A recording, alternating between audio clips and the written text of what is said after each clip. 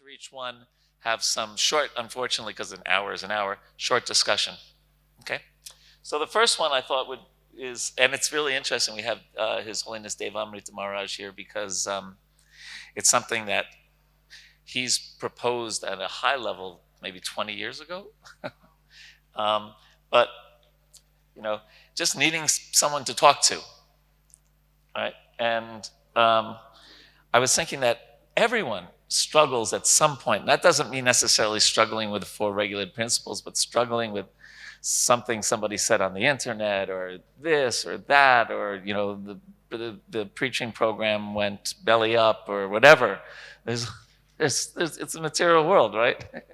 So we struggle at some point in our life, and also when you think about it, there's more potential for Maya than ever before. My conviction is because of, if I can find it, because of these things, right? If you think about it, it's just like unlimited Maya, like pornography, for example. You could be, in 10 seconds, you could have pornography on your phone anywhere in the world. A devotee told me that in one of the bases, the base in India where they had to switch leaders like every 6 weeks sometimes, because they find out that leader, and one devotee said this is all because of the Ambanis. They made the internet so inexpensive that anyone could access it in India. So that Maya, it's just so easy to be in Maya in some ways.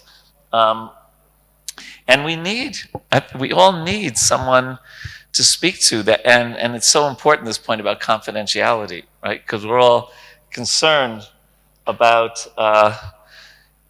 we want to talk to someone, but we're afraid it might end up on, Facebook tomorrow, right? And to have someone that you could actually open up your heart to. And, just trying to keep a facade of, everything's all right and I'm good and I'm, show up. It's easy to kind of, it's not very hard actually, is it, to look like you're Krishna conscious externally, right? But they really doesn't help the heart, and it doesn't help your advancement in Krishna consciousness if you can't, talk to someone and challenge, and someone who will challenge us, or, I mentioned that in the next line here, that whether the person is a heavy person that you reveal your mind to, or a real patting yourself on the back and everything's all right kind of person, the main thing is that they're confidential. Right? You may choose someone who's going to really say, hey, Vraja Vihari, get your act together. In my work, I work for the government in America, we hire coaches. And usually when someone is talking to me and they need a coach, I send them a few resumes. And I send them a resume of someone who's a real directive kind of coach, and one who's more like, is this point about being confidential.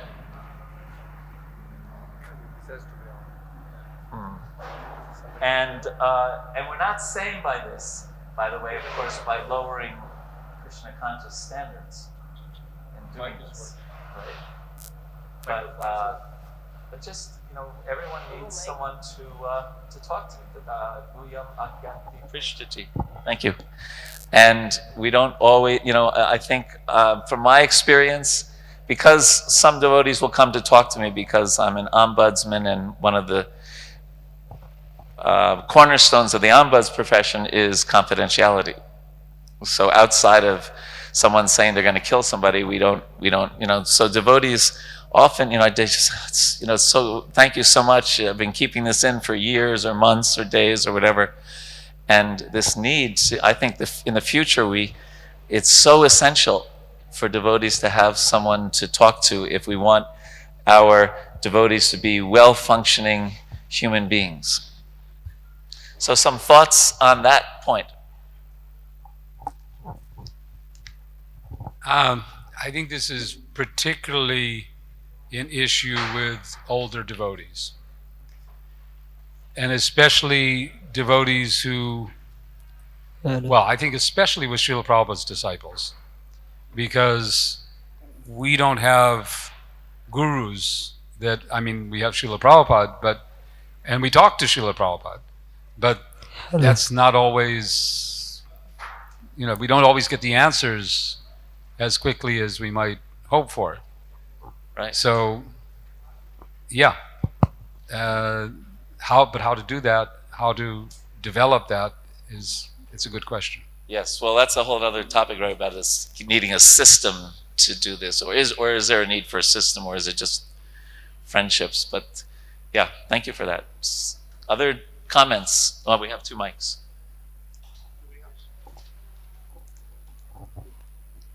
Yeah, as you mentioned, it's one of the 6 processes of devotional service, of loving exchange, hearing in confidence, and speaking in confidence. And I can say, I don't have that many friends that I can speak confidentially with, but I've got a few, a handful. It's so wonderful. You're lucky. It's so therapeutic and They say purifying. Yeah. They say that if you even have 3 or 4 really close friends in your life, you're fortunate. Right. In ISKCON, we have, I think many of us have hundreds of acquaintances or, devotees that we know on a Haribol basis, right? But how many of us have a sufficient number of people that we can just say anything to? Anything. I was talking to a 2nd generation devotee who's a temple president now, and he said his whole Krishna consciousness is strong now because there was one person that he could speak to and knew that the person would be totally non-judgmental. Now, there's also a difference between acceptance and agreeing, right? You can accept that someone is having a struggle with this, and that's the point about not lowering the standards. We're not saying, oh, that's okay, it's all right if you do X, Y, and Z. But just having someone who's going to listen to you can be so helpful. For me personally, I find I need a person who's going to be heavy with me. Who's going to say, because something that I may be doing that, seems like it's kind of innocuous, it's not so bad. And then they say, that's nonsense, stop it, or whatever. For me, that's what I need. Other devotees maybe need someone who's, right. What do they say? Prabhupada was 90% rose and 10% thunderbolt. You ever heard that? But 10%'s a lot, actually, right? Other thoughts on this?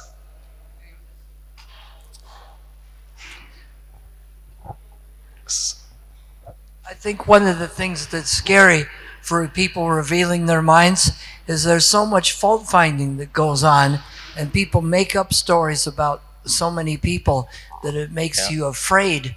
That people don't realize that when they fault find about other people, it makes the people who want to reveal their mind more afraid to do it. So that and the internet and social media have exponentially affected this. Yes. It's so easy to write something about someone when you're, in the dark of your room at 11 o'clock at night that you might not say to their face, and then just send it out to 10,000 people. Yeah. All right, so we'll move on, unless there's one last comment. We have so many senior devotees here. My gosh, I'm embarrassed. Yep. One of the issues is also that there are things that not only is it hard for someone to talk to, but there's things that are very hard to talk about. Yes, that's right. Period, with anyone, because the society just there's certain areas that you're afraid to talk about. It does take some training if you're not a natural at it, right? So that when someone says, "Prabhu, I'm having a struggle with such and such," no, that's not how you're supposed to react. Right? There's ways to react and not react. Yeah, thank you for that. Yes. Yeah. Okay, so we'll move on to the second key.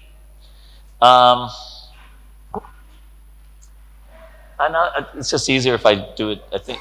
Well, okay, so innovation without compromising Krishna conscious principles. I think this is clear to a lot of us. The difference between a principle and a detail, and Prabhupada talks about this in the beginning of the 6th chapter of the Nectar of Devotion, where he says that a basic principle is that one has to accept a spiritual master. Exactly how one follows the instructions of the spiritual master is considered a detail. For example, if one is following the instructions of the spiritual master, and that instruction is different from the instructions of another spiritual master, that is called detailed information. But the basic principle of acceptance of a spiritual master is good everywhere, although the details may be different. So, any Vaishnava throughout our history who's a preacher, not a Bhajan or Nandi, but a Gostia Nandi, they have to adjust things according to time, place, and circumstance. Details, right? Because we have to be relevant to who we're preaching to. And it's not that, Prabhupada made, he was adjusting things in numbers of ways. The thing that always struck me was the way he adjusted the dress of a Sankirtan devotee, a book distributor. Wig, no wig, Vaishnava, tilak, no tilak, dhoti, pants. He was adjusting things. And so that didn't stop on November 14th, 1977. I mean, just real quickly, shout out, what's different in the world between 1977 and 2020? The internet. What else? I couldn't hear. Veganism. Mm-hmm. Yeah, I hadn't heard the word in the 70s.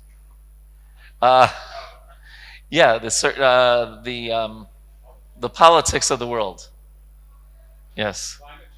Climate change. Yeah. LGBTQ. Yes. For those who don't know, lesbian, gay, LGBT, bisexual, transgender, queer. Yes. So things have certainly changed, right? And when Prabhupada was actually, I have the exchange here, Shruti Kirti, as he moved to massage Prabhupada's side, asked Prabhupada, how can we tell the difference between making an adjustment and changing a principle? Prabhupada's eyes closed and Shruti Kirti continued to massage. After a few moments, Prabhupada opened his eyes and said, that takes a little intelligence. Very interesting answer. That takes a little intelligence.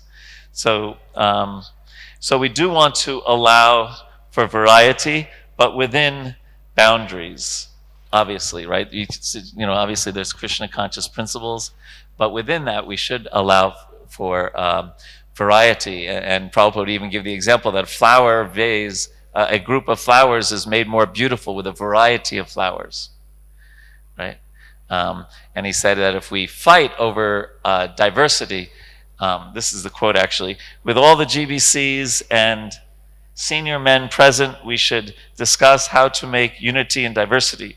But if we fight on account of diversity, that is simply the material platform. Please try to maintain the philosophy of unity and diversity. That will make our movement successful. So I think that we're already seeing that in our movement today, and certainly for the future of our society to have innovation that doesn't compromise our Krishna conscious principles. So some thoughts on that? Pancharatna, you got the mic. But as you said, very often the difficulty is determining what are those Krishna conscious principles. Yes. And so the answer, it requires a little intelligence, means that must be an intelligent process, I would say. I mean, and that's one of the next keys. Yeah. To doing that, to being able to establish and to also somehow, because you stressed also unity and diversity, is to find out because is there room for difference on principle? Like obviously there's room for difference on detail. Right. But is there room for difference on principles? I think it depends on how we define principle. Well, for example, there's one principle that's being argued now, right, very right, but heatedly. Some principles are clear, like chanting Hare Krishna. Some principles are very clear. clear. Reading the Srimad Bhagavatam. But who is authorized, not authorized to accept disciples Yeah. is, Well, where's that the is- principle, where's the detail? That is, in one sense, the essence of the difference. Is it a principle or that cannot be changed, or is it a detail that can be Or is it adjusted? difference in principle? There Well, can be that's- differences. Well, in that's why I what said is it the depends on principle. how we define principle. Yeah. Because if principle is defined in a very basic way, then only a Or few I should things say are principles. disagreement on what is Yeah. the principle. Yes. Thank you. Other thoughts on this? Okay, well, we could move on to, actually, I'm going to, this first time making this presentation, I'm going to go on to this because it's connected to to the second one.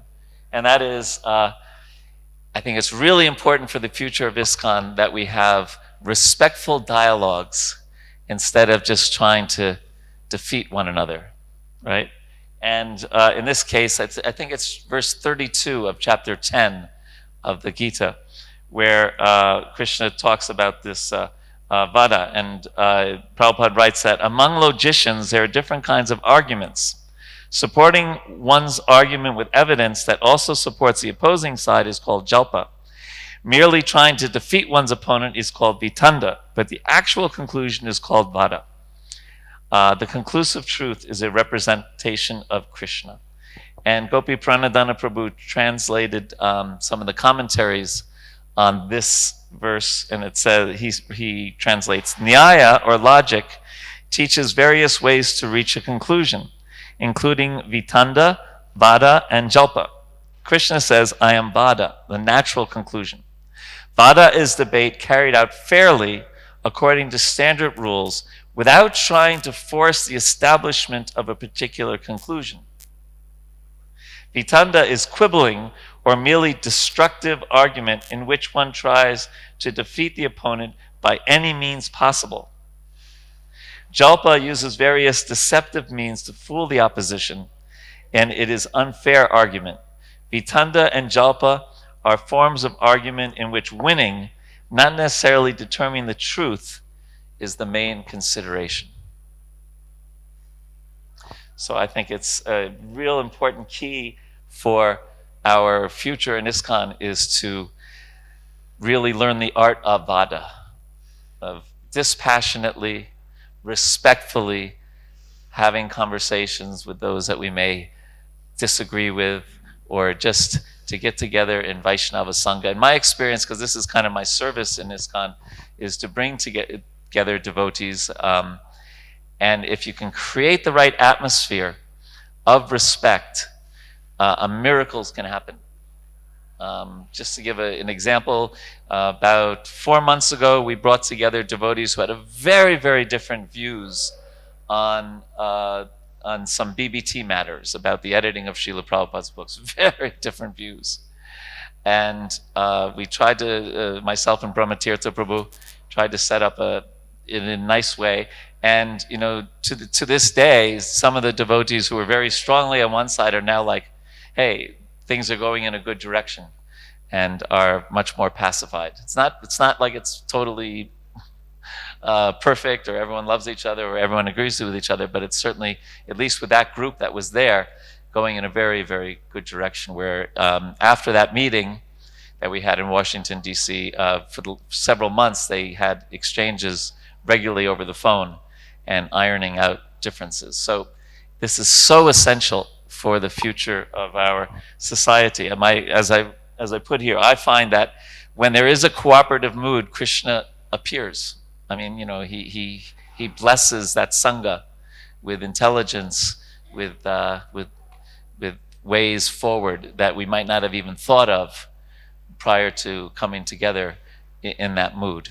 And if you, I once tried to do a thorough search in Vedabase of the word cooperation, and only taking out the times Prabhupada used it in a managerial sense, rather than we should cooperate with the Supreme Lord, and I got up to like 20 pages and I stopped. I wasn't even 75% done. So clearly it seems that one of Prabhupada's key ways of managing ISKCON was encouraging cooperation. it's difficult. There's standard causes of conflicts in any organization. One famous author has written 5 of them, and they talk about differences of information, values, structures, and there's 2 others. But then one other author has written about how there's 3 more in spiritual organizations. Right?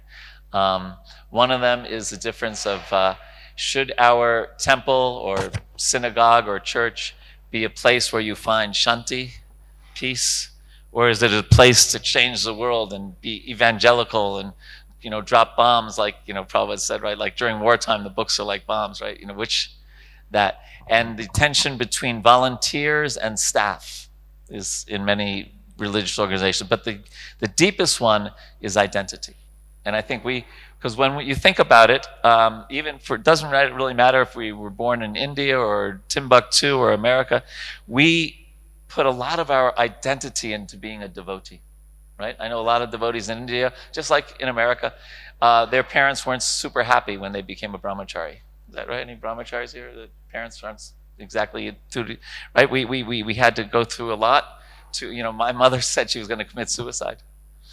My bhakta leader said, great, she'll think of Krishna as she's dying. But anyway, that's neither here nor there. I won't mention who that was. He's here in Mayapur. We put a lot, right? We change our dress, we change our hairstyle, we change our worldview, we change our diet, and then someone else comes along and into the same organization, and they put a lot of their identity into it, and they see things differently. So that makes faith-based organizations have sometimes more intense conflicts because of this identity thing. It's really a challenge. And one time, Burijan Prabhu asked Prabhupada about one sannyasi had left ISKCON and started preaching on their own, and Burijan Prabhu asked Prabhupada, so how should we deal with him if we run into him? And Prabhupada said, with respect. The Vaishnava respects even an ant, right? So, respectful dialogue, it's incredible how powerful it can be. And in that regard, I thought, now we can use the word debate. Sometimes debate, the word is used in Chaitanya Charitamrita and things like that. But if we're just defining the word debate as jalpa and vitanda rather than vada, here's just some differences, right? A debate is assuming there's a right answer and you have the answer, right? Whereas a dialogue is assuming the others have pieces of the answer and that together we can craft a solution. Debate is combative. Dialogue is collaborative. Debate is about winning. Dialogue is about exploring common ground, or we could, quoting Krishna, it's finding vada, it's finding the truth, right? Listening for flaws versus listening for understanding. Defending assumptions as valid and presenting assumptions for reevaluation. My experience because my profession is conflict resolution, the number one cause of conflict in the world, including ISKCON, is when we make assumptions about one another. Assumptions are the number one cause of conflict in the world. Critiquing the other's position, re-examining all positions, etc. But you get the idea. And I think this is essential for our society going forward to develop this more sattvic, Krishna conscious, respectful dialogue. And when we start, and as so many devotees have already pointed out, this becomes so much harder with the internet and with social media. It's just so easy to just become us and them, and what do they call it? Internet ghettos, where you know what a ghetto is, like a slum, right? Where you just get together with all the people that think the way you are, and you just get more and more riled up about your idea. And then the other people, they get with the people that have like-minded, and they get all riled up and pointing fingers at each other, and there's no dialogue. And the fortunate or unfortunate, some situations are such that really have to have a face-to-face. It's really hard to do it. Maybe video conferencing is possible because it becomes more expensive when it's face-to-face. But for our BBT discussion, we had devotees flying in from Sweden, flying in from India, and various parts of America, and it was worthwhile to do that. So some thoughts on this one.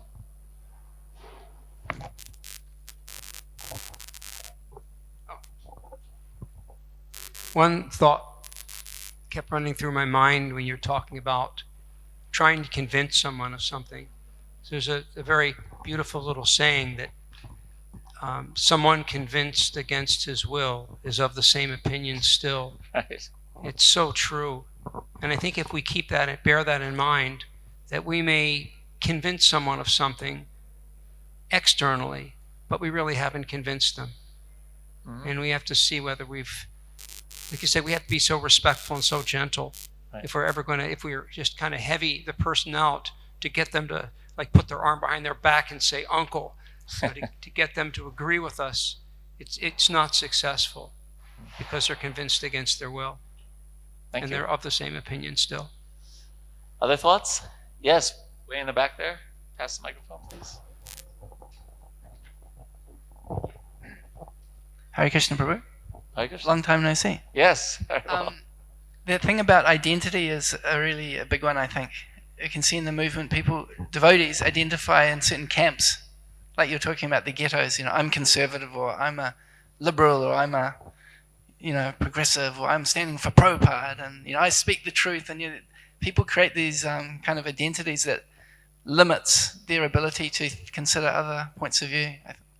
Yes, and it even goes down to how we see Srila Prabhupada. Some people, I would say, based on the lens that we see the world, we are inspired by certain aspects of Srila Prabhupada, and others, depending on the lens that they see the world, they're inspired by other parts of Prabhupada. And they filter out the parts they like. And yeah, it's kind of like when I was a child, we would get, at the holiday season, we would get these boxes of canned chocolate. They're individually wrapped, right? Different ones, right? And there was usually milk chocolate and dark chocolate. And my brother and I didn't like the dark chocolate. We liked the milk chocolate. So a week later, you would see all the milk chocolate was gone and the dark chocolate was left. So we kind of do that sometimes with Prabhupada quotes. We find the ones that we like, and we somehow find a way of kind of like setting aside the ones that don't so much match our worldview, or well, that was time, place, and circumstance, or whatever. And so we have, as Ravinda Suprabhu sometimes said, Prabhupada quotes snowball fights, where we throw a quote at somebody and they throw stuff like that. So respectful dialogue is really essential. Yes, Prabhu.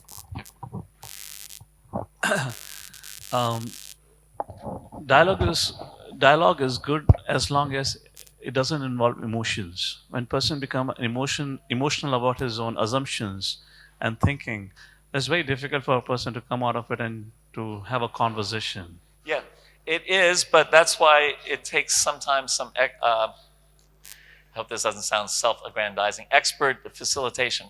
Because there are ways to, like for example, when I do a mediation with devotees, the first thing I do is I make sure together we chant Mangalacharanam. Om Jnana Timirandhas, and it brings things down. And one of the parts of a person who's leading a dialogue is to try to help develop empathy and understanding between parties. I think we should move on. I saw you looking at your watch. So maybe you were looking at it for my purpose, to make sure I cover everything. Okay? Oh, you have to do a seminar after this. So now I have to go back to, all right, so key number 3. I was thinking about this, especially now we have this, I'll just show a few of these. I know it's not the best way to do this, but for the sake of time, we have this now, in one sense, we have this total spectrum age-wise in ISKCON, right? We have brand new devotees, and of course, many, many, many, many children. And now we have some of our leaders in their 70s and even 80s, right? Satsur Maharaj turned 80 last year, I think, right? And, yeah. So we have this wide spectrum, and and and we have a goal, right? We have Sambandha Abhideya Prayojana, right? And Prema Pumarta Mohan, right? And the goal, if we read the Nectar of Devotion, is or the process, at least the sadhana, is ultimately to follow in the footsteps of a resident of Vrindavan, Seva Sadhaka Rupena, Siddha Rupena Chaturhi, etc. And that is, as we get older, I think a lot of us start thinking, well, how am I progressing towards this kind of spiritual aspiration, this kind of goal? Life is short, and if I'm in my 60s or 70s, how much more time do I have? And it's really important that all of our devotees have a taste for Krishna consciousness, but that we have that the senior devotees especially feel that they're really progressing towards the goal, and that there's encouragement in that direction and facility in that direction to have that Sanga of senior devotees, because we're always going to be explaining the ABCs. As long as we're preaching, we're always hopefully going to be talking about how you're not your body and Krishna is the supreme personality of Godhead, etc. Because we hope there's always an influx of new devotees, and they don't have to immediately hear about some of the more advanced subject matters.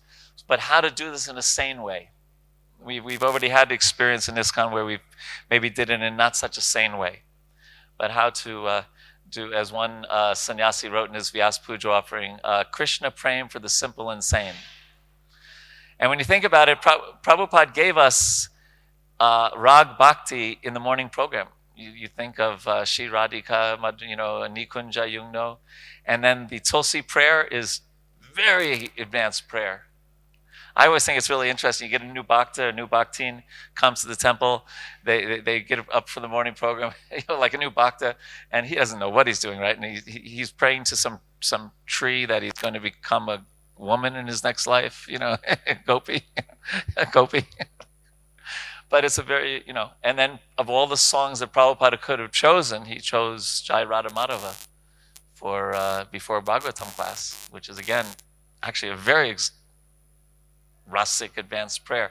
So how to have this balance, but where there is facility as we advance and grow older bodily and advance spiritually, that there's facility for senior devotees to come together and have Krishna Katha in amongst peers, swajatiya, right, like-minded devotees. So some thoughts on this. Pancharatna? So yeah, I mean, I've made it started to make a commitment to going to several retreats every year, but it isn't the culture of retreats is not widespread. In ISKCON, it's just not there. So that's and why? I mean, I think there's some concern, perhaps, or perhaps there's a different flavor, because the retreats are led by certain kinds of people, and other people have different kinds of. So how to accommodate the different ideas about what you're talking about in different ways. Well, that's a big question, and obviously we're just doing like a survey here. But when you think about our tradition, right? We have Ekadasi every 2 weeks, right? Which is meant to be, traditionally, right, a time to be more reflective, right? Didn't Bhaktivinoda Thakur say every Ekadasi you should consider how you advanced since the last Ekadasi? Is that right? Kratupu? Yeah. And then we have Kartik in our tradition. We have Purushottam Mas in our tradition, right? It's interesting, we actually have built into our Gaudiya Vaishnava tradition places for these, use the word retreat, or Chaturmasya for the sannyasis, right, in traditionally. So we have it is really part of our culture to go and preach like crazy and then find these times to be reflective and to develop our internal life. And I think the key is a balance, Other thoughts on this? I love the discussion. You're starting right off with the goal. Several times at speaking engagements, I've asked all of the students, if you could get anything in life you want, what would you take? If I could give you anything your heart desired, what would you take? And they're like dumbfounded. They don't know what to think. They've never thought about it. Mm-hmm. But as soon as we become engaged in Krishna consciousness, we're so fixed on that one goal. Was it Vyavasiyatmaka Bhutir Ekaha Kurunandana? So when we enter into this path, we're all fixed. If you ask a devotee, we could give you ideally, anything, yes. The answer is going to be Krishna Prem. Yeah. It just seems very distant sometimes, for us. And I think as we get older and closer to death and needing to keep our taste for Krishna consciousness, I think the point here is it's in the association of like-minded Vaishnavas become more of a reality for us. Shall we move on? We're done with Krishna Prema, right? Okay. And some of these I know are quite obvious for a lot of you, things that you've thought about for decades, so forgive me for that. But just this point about insulation, not isolation. We know there's so many verses that when I looked up this verse, Asat Sangatyag E Vaishnavachar, surrounding that verse in the Madhya Lila are a number of verses about the association of devotees and avoiding the association of non-devotees who are like a plaything in the anyway, you know some of the verses right there. Some of them are quite strong, and Prabhupada himself and this point that we're so much more in touch with the world. When I lived in Vrindavan for 21 years, and starting in 1989, and I had no idea what was happening in the world, like zip. The only newspapers were in Hindi. I couldn't read Hindi. I didn't have a radio to tune into BBC or something. Maybe I knew who the president of the United States was. Maybe, if I was lucky, right? No idea, and just get up in the morning, go to the morning program, do my service. No idea.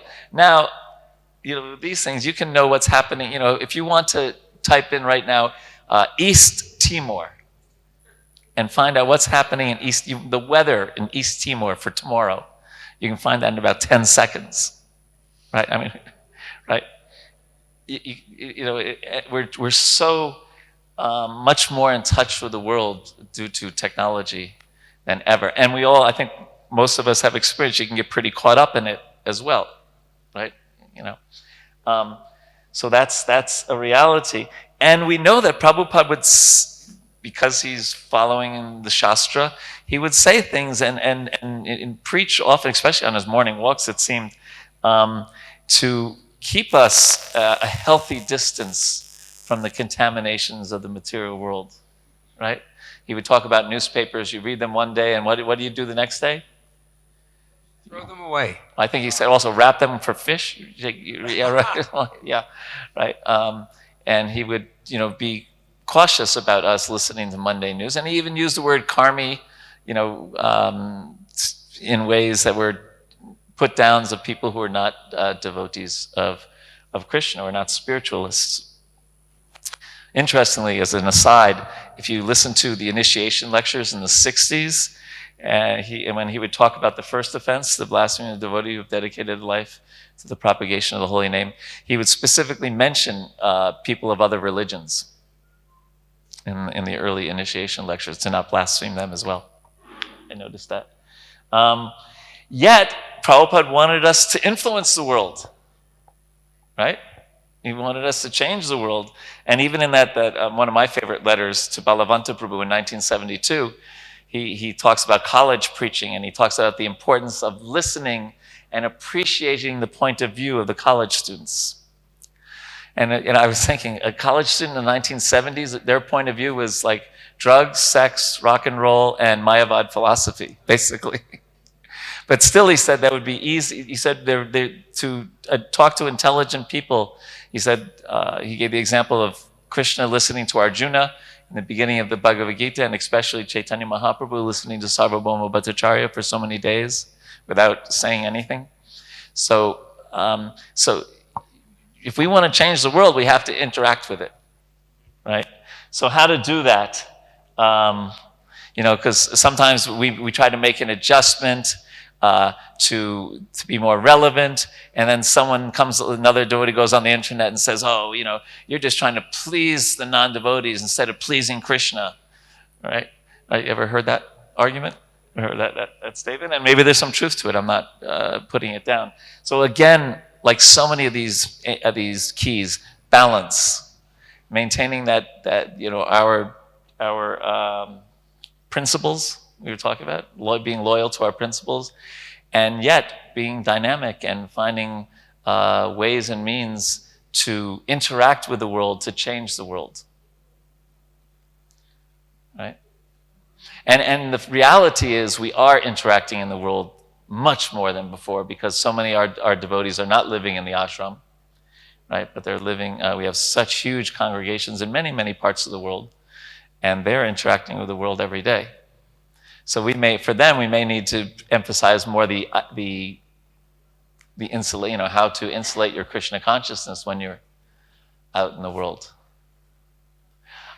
I remember for me, that most of us know that verse, Yasyasti Bhaktir Bhagavati Akinchana Savar Gunas Tatra Samasate Hare Abhaktasya Kato Mahagunan Manovratena Bhattavato Bahi. So in the usual translation is, one who's a devotee attains the qualities of the demigods, and one who's not a devotee has no good qualities at all. And I found that I struggled with that a little bit, because sometimes, even when I was doing Sankirtan, but especially now where I'm interacting with people, I find a lot of nice people out there who aren't devotees, right? So I was trying to and then I heard this lecture, and I've seen it now twice from Srila Prabhupada, where he said, and this really helped me out a lot, he said, what's the use of their good qualities? So he acknowledged they had good qualities, but if it's not connected to Krishna, not connected, for me that really helped me bridge that. So some thoughts on insulation, not isolation. Yes, Dave. I think it's a very key theme these days, and it will increasingly become so in the future. How much should we be in the world and not of the world, for whatever reason? Economics, someone has to make an income, preaching. Where is the line? Should we be cloistered? Should we be full-on social activists? I see this throughout the world of ISKCON. I see this point right now in a very vibrant way. It's behind the scenes, though, I feel, and it's not that so many devotees perhaps have picked up on this dynamic. That actually what you're grappling with is how much of the world should you take on board and how much should you not. I see this as behind a lot of disagreements and polarities also. What's the answer?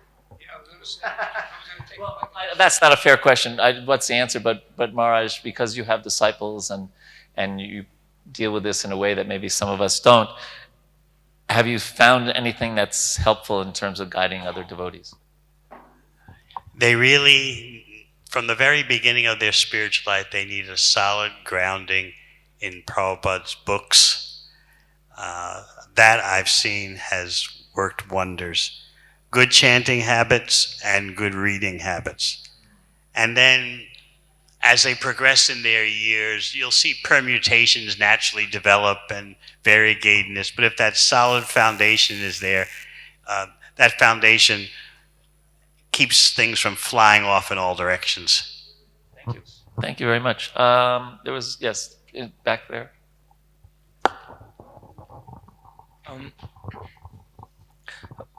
I feel that this is one of the points that it's to each its own in some ways. Like, Each his own? yeah, I mean, it's kind of really personal, and everyone has to make their own sort of intelligent decision on this, because everyone knows their internal life the best, and is sort of course, with the guidance of Guru and Shastras and the senior Vaishnavas, definitely, but it's still something which is kind of, you have to figure it out by yourselves. How much do you want to interact, and how much do you want to be insulated? Would you also agree with Maharaj's point that there should be this pratishta, this basis of hearing and chanting that makes us strong enough to make a informed decision that you're talking about? Definitely. I did an experiment. I'm still following it to some extent, but I for about a month I went on a news fast, and I didn't look at any news whatsoever for a month, even though I was working for the government in America, and it was very blissful. By the way, and I knew if there was like anything that was really important, someone at work or someone at the temple would tell me that, president got impeached or whatever. But it was really it was an interesting experiment, and I found out that I spent more time looking at the news than I had thought I had, and I had a lot more time for other things. Yes. I just want to add on the conflict that can happen when we try to integrate, either isolation, insulation. Because I'm a second generation devotee, I never stayed in temple. Uh-huh. I was never trained in any Right. ashram. So I just got initiated and do the service. So there's a things that sometimes there's a conflict. How we can integrate with the society, in which way? If ISKCON can come up with a guideline to some extent, because many times when we want to do something, they say, no, Prabhupada never want us to do this. We don't need to get involved. That's one part. Second is when people like us becoming older, like Prabhupada's disciple, maybe all of you have direct contact with Prabhupada, and you can some or other have a way how to end your life and how to go about it. Like us, when we are working, then we stop working. There is an issue there where how actually we can come into the next stage and follow up. You're bringing up an important point that so many of our devotees now never had what we would call ashram experience. And that is, maybe it's a time for me to make a plug, but maybe I shouldn't. But we have these retreats, and we're building a retreat center in Govardhan for this very purpose. For at least a week, devotees stay there, have a real ashram experience, just hearing and chanting. But in my life, I had that for 12 years, and it was so important for me to have that in my life, and a lot of devotees don't have that come to us, and so how to have that experience or that taste without necessarily living in the ashram is a challenge. Yeah. Okay, Pancharatna, did you want to say something? In relation to what Vineet was saying, that I think part of this is answered when you start to think in terms of varnas, because for different varnas there's different kinds of interaction, and we haven't cultivated the Kshatriya varna at all, which would be completely social activist. I mean, it would be completely in the world, completely interacting, and but from a Krishna conscious perspective. And so I think there's a need to also see it in terms of your varna. Thank you. I was just thinking as you were talking about Bhishma Dev, because we just read, it was just Bhishma, his disappearance day recently, and it says there in that 9th chapter, the 1st canto, right? That person who spoke on so many topics and so many battlefields, and basically interacted in the world in so many ways, fixed his mind on Krishna at the end. Yeah. So Kshatriyas do that. Okay, so let's move on. Highly organized ISKCON that doesn't lose its heart. So we know, well, I'll read it. Prabhupada said, asked, "Do you think this movement can go on without me?" Giriraj was astonished that Prabhupada had called him in the middle of the night to ask him this. "I think," said Giriraj, "that as long as we are sincere and go on chanting Hare Krishna and follow the principles, the movement will be successful." Srila Prabhupada was silent. When he spoke, each word seemed to come with great effort. He uttered the word organization, and then he said, "Organization and intelligence. Is there anything else?" So we need organization to spread Krishna consciousness, right? Clear? And certainly we could do with a large dosage of being better organized. We also need to, as we become more of, hopefully, more of an organized society, that our governance is done, I use the word compassionately, right? Done with a heart, so that, because it can be very easy to just say, this is what the rule says, bas. But how to have rules and apply them according to time, place, and circumstance, and at the same time be seen as being fair. That's not easy, by the way. I deal with justice issues a lot in my work, and that's not easy, but it's a challenge. We can do this sometimes. I think one of the pitfalls, Ravindra Suprabhu, if you ever want to hear an amazing Krishna conscious presentation of, how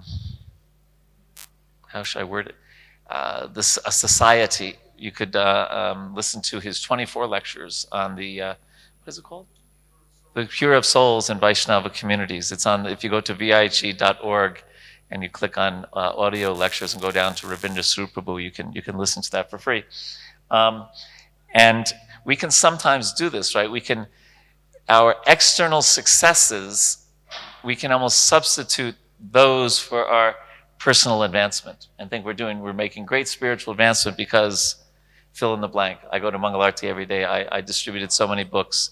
We built this new temple, whatever. And we have to be careful of that. That can be a challenge to connect those two. Of course, it's wonderful to do all those things.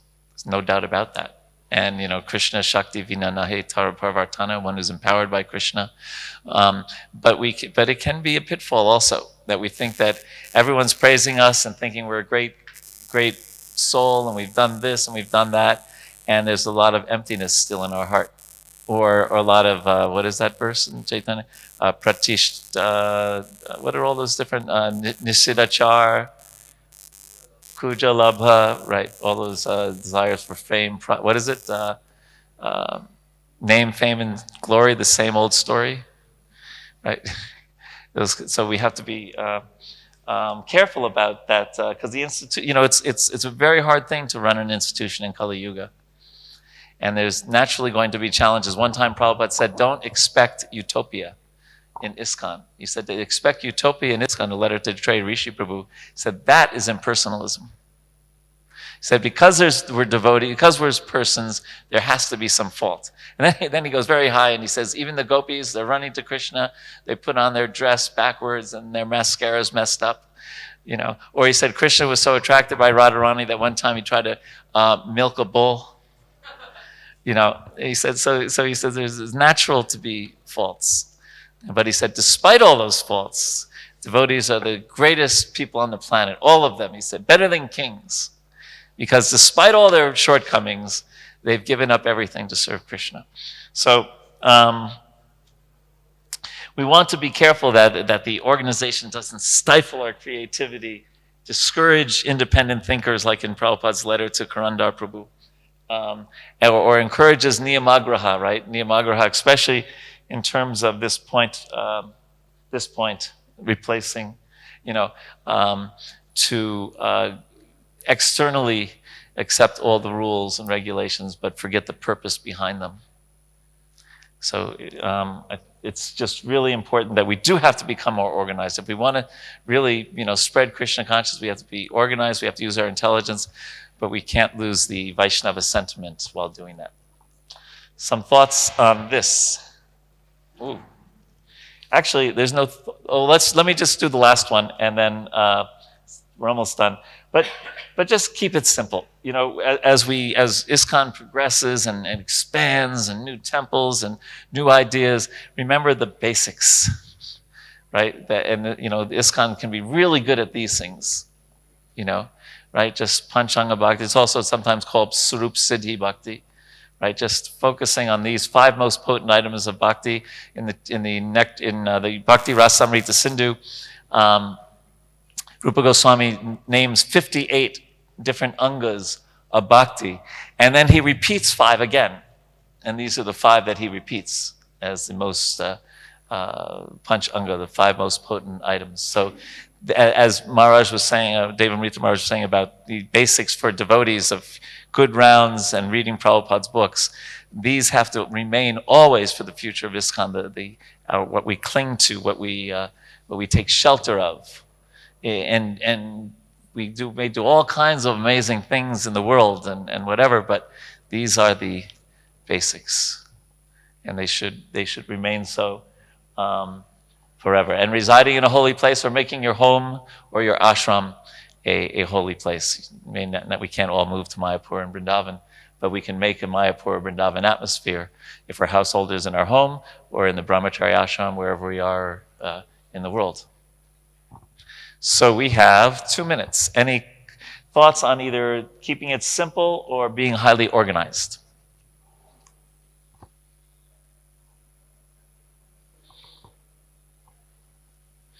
Okay. Well, in that case, it's always good to end. I always find the secret of a good Bhagavatam class or a good presentation is to end early instead of late.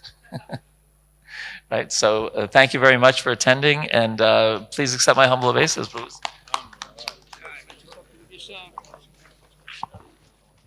Srila Prabhupada.